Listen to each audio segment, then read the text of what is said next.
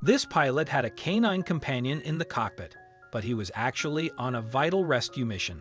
The dog climbed into the cockpit and found a nice spot on the human's lap. From there, she could see out of the window and down to the floor below. As she peered out, the ground got smaller until all she could see was clouds. But her journey was just beginning. Before we begin, make sure you smash that like button, subscribe to our channel, and click the notification bell for more amazing videos. Animal shelters are often a place of hope and new beginnings for their non-human residents.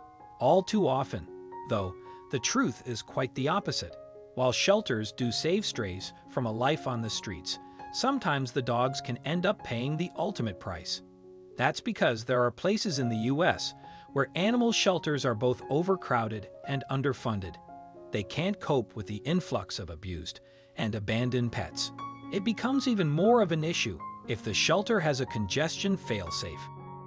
To be more specific, people call these places kill or high-kill shelters. Whereas most shelters have a policy on killing their residents in worst-case scenarios, high-kill shelters employ euthanasia in other scenarios. For example, when they reach maximum animal capacity. Another case might be if the high-kill shelter has kept an animal long enough to deem them unadoptable. Regardless of the reasons, the results are the same.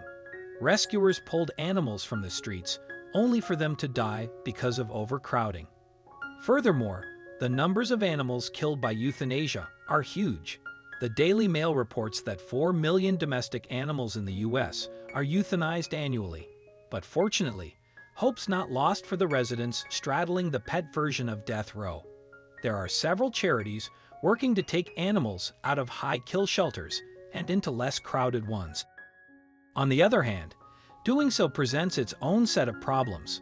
One of those issues is transporting the threatened strays over long distances. Ground travel is the most accessible method of transportation, but it's not an ideal solution. Road trips can often take more than a day of constant traveling, and sometimes the rescued animals are in cramped conditions with no chance to move or access to basic refreshments. However, there's now another alternative that's both faster and more comfortable. A few charities, including Pilots and Paws, PNP, and Wings of Rescue, transport animals by air. Indeed, they're saving thousands of animals from uncertain fates. PNP has operated out of South Carolina since 2008, while Rick Browd created WOR in 2012. Volunteer pilots who devote their own time to saving shelter animals staff both organizations. But surely shelters are fit to burst all over the US, right? Actually, there are shelters in some states just crying out for animals to adopt into loving homes.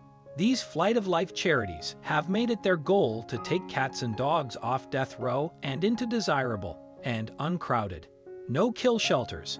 But the organizations and their amazing pilots aren't facing up to the transport challenge alone. They're being supported by the Second Chance movement. This program sells merchandise online to fund the transportation and deliverance of yet more dogs to their forever homes. And it's important all this good work is continued, as it's not just the suffering animals that benefit. Browd revealed the further benefit to Fox News in an interview in June 2018. Pets enrich people's lives, he explained. Older people live longer when they have pets. It's just pets help people have normal, healthy lives. All the volunteer pilots understand this, and thus they go the extra mile to make a difference. One of those aviators is John Jordan, who documented his first WOR flight on May 13, 2016. He explained why he joined and what he experienced that day. Jordan was tasked with flying 17 dogs from Livermore, California, to Boise, Indiana. "I've been a pilot since I was 17 years old," Jordan said, "and I've had rescue dogs all my adult life. That's why I'm excited to be part of Wings of Rescue." Jordan described how the Humane Society and shelter staff were waiting to collect the dogs on his arrival. As impressive as it is to rescue 17 animals, a later operation saved even more.